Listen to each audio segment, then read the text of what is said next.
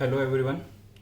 In the last lecture, we have talked about the introduction of chimney, its brief classification, what is natural draft, how it can be achieved through chimney, and the derivation of the height of chimney. So today we are going to talk about the diameter of chimney. So let's begin.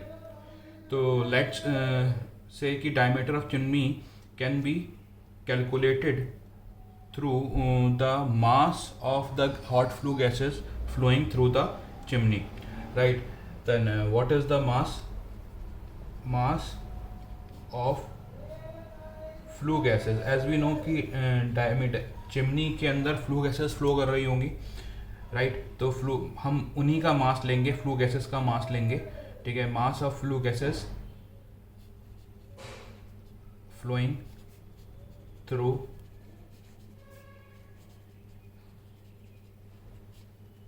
chimney. So what is the mass flowing through the chimney? That is rho g A into Vg. The density of flue gases into area and into the velocity. ये continuity equation में हम लोगों ने पढ़ा था कि मास जो flow करता है that will be equal to rho A V, ठीक है? तो हमने उसी इक्वेशन को इस्तेमाल करा है कि the mass of flue gases flowing through the chimney will be equal to rho A V G, right? तो यहाँ पे हमारे पास मास ऑफ फ्लू गैसेज में रो जी और एरिया को हम लिख सकते हैं π/4 डी स्क्वायर वी जी। तो हम यहाँ से अगर डायमीटर की बात करें तो डायमीटर हमारे पास निकल के आ जाएगा, that will be equal two into 4/ρg pi into V G, right? The mass of flue gases हमें पता होगा क्योंकि m+1 भी हमने पहले लिया था, ठीक है?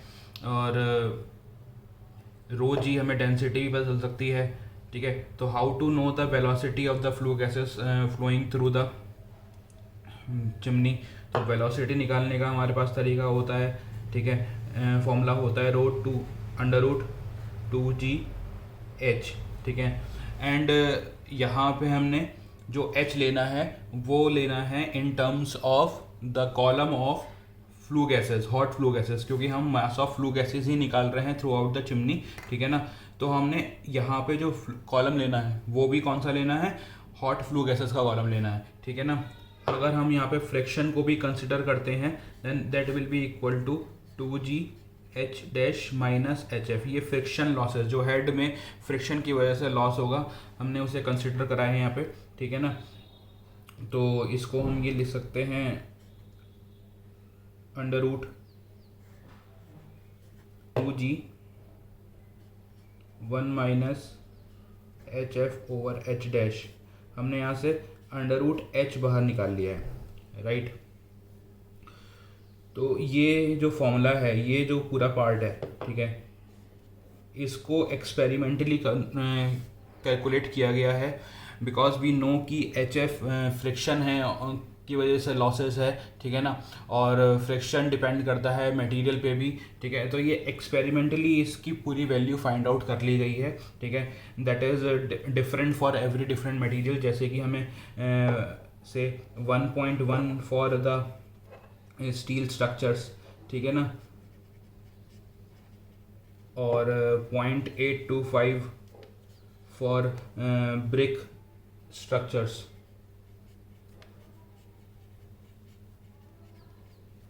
ठीक है? तो हमने इसकी पूरी वैल्यू फाइंड आउट कर ली है, तो हम उसको ये लिख सकते हैं दैट इज k/√h, ठीक है ना? And what is k? k is 1.1 और 0.285 depending on the material that we have used for the construction of the chimney, right? तो this is how we can calculate the that is going to h dash in the terms of hot flue gases. So that is how we can calculate the diameter of chimney.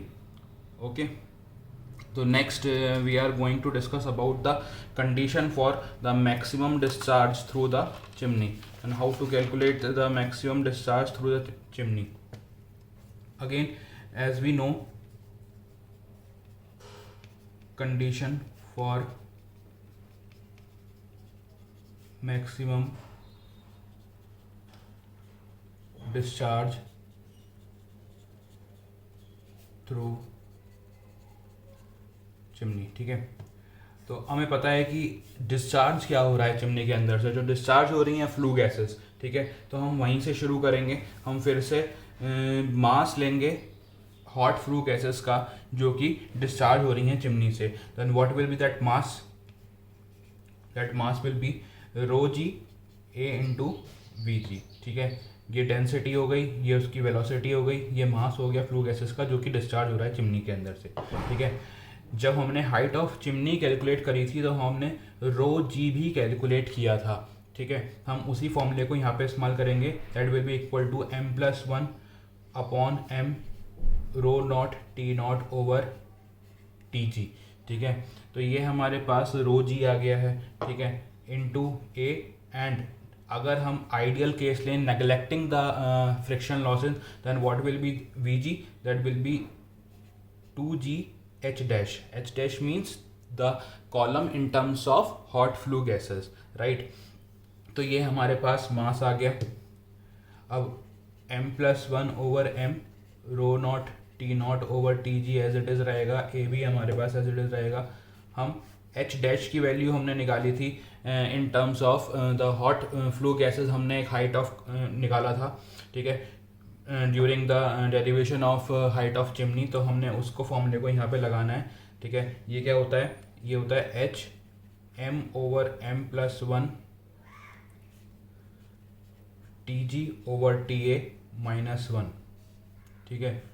तो ये हमने h dash की value यहाँ पे लगा दी है, ठीक है। अब इसको कैलकुलेट करेंगे तो ये आ जाएगा m+1 over m rho naught T naught over T G A, ठीक है। ये ब्रैकेट ओपन कर सकते हैं तो ये हो जाएगा 2g h m over m+1 T G over T ए -1, ठीक है। यहाँ पे ये चीज़ हम नोट कर रहे हैं कि दिस m+1, यहाँ पे जो भी हमारे पास जो वेरिएबल्स मिल रहे हैं उसमें देखो तो m मास ऑफ एयर है, ये हमें पता होता है, this is constant. Rho naught T naught ये भी हमारे पास कांस्टेंट है, ठीक है ना। Area depend on the diameter of the chimney, तो ये भी हमें नोन हो सकता है, ठीक है। Every T A is the diameter of chimney. तो यहाँ पे हम ये देख रहे हैं कि this mass of the flue gases depend is a function of T G, ठीक है। तो इस टी जी को हम अंदर ले जाएंगे, ठीक है। That will be equal to m+1 over m rho naught T naught A 2gh m+1 T G over T A T G square -1 over T G square, ठीक है। तो हम टी जी को जो टेम्परेचर है गैसेस का उसे under root के अंदर ले आए हैं, ठीक है। ये कैंसिल आउट हो जाएगा।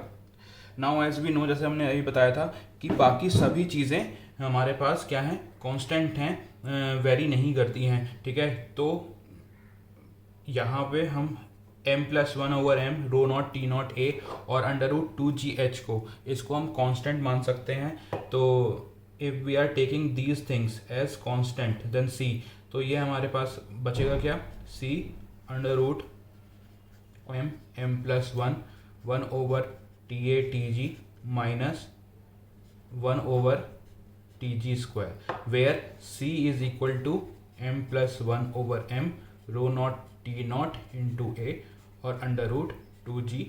ये हमने सारा का सारा पार्ट क्या ले लिया है, कांस्टेंट ले लिया है, क्योंकि ये वेरी नहीं करेगा for the maximum discharge through the chimney, ठीक है। उसके लिए ये चीज़ें कांस्टेंट रहेंगी, ठीक है।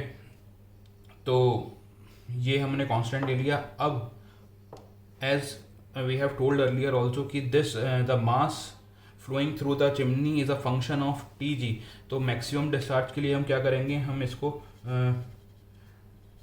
इसका डेरिवेटिव ले लेंगे with respect to T G only. तो ये हो जाएगा d over D T G is equal to c m+1 1 over T A T G -1 over T G square, ठीक है। इसका हमें डेरिवेशन करना है, ठीक है। तो इसका डेरिवेशन कर लेते हैं यहाँ पे। तो इसका डेरिवेशन हो जाएगा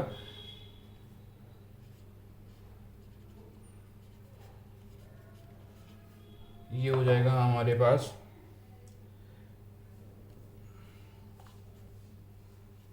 1/2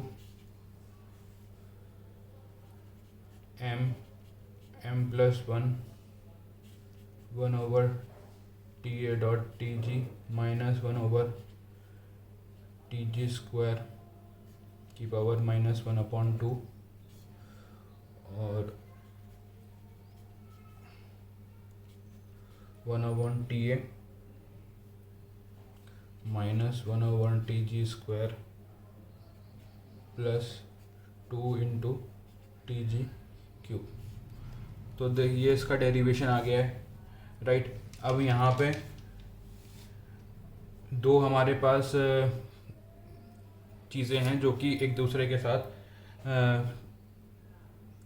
मल्टीप्लिकेशन में है, तो we can say this -m/m+1 1/ta 1/tg² plus 2/tg³ is equal to 0, ठीक है ना। तो यहाँ पे अगर हम इसको कैलकुलेट करें तो ये tg² से ये कट कैंसिल आउट हो जाएगा, then it will be equal to -m+1 1/ta is equal to -2tg। तो ये माइनस से माइनस कैंसिल हो गया and tg/ta will be equal to 2m+1/m। तो this is the condition for the maximum discharge की जो टेम्परेचर ऑफ फ्लू गैसेस होना चाहिए वो greater than the twice of ambient temperature होना चाहिए, तब जाके मैक्सिमम डिस्चार्ज होगा, ठीक है। तो अगर हम इस चीज़ को H' के फॉर्मूले में जो कि column of hot flue gases था, ठीक है, उसमें रख देते हैं तो उसका फॉर्मूला क्या होता है m/m+1 tg/ta -1, ठीक है। तो m/m+1 इंटू 2m+1/m -1, ठीक है। तो ये सब कैंसिल हो गया, तो ये 2 - 1 भी 1 हो जाएगा, तो ये H' is equal to H हो गया। यानी कि ये भी एक हमारे पास कंडीशन आ रही है कि जो height of hot gas column हो वो हाइट ऑफ चिमनी के बराबर हो, तभी मैक्सिमम डिस्चार्ज हो पाएगा। तो this is the formula for, this is the condition for the maximum discharge through chimney. Okay, hope you will understand this. Thank you.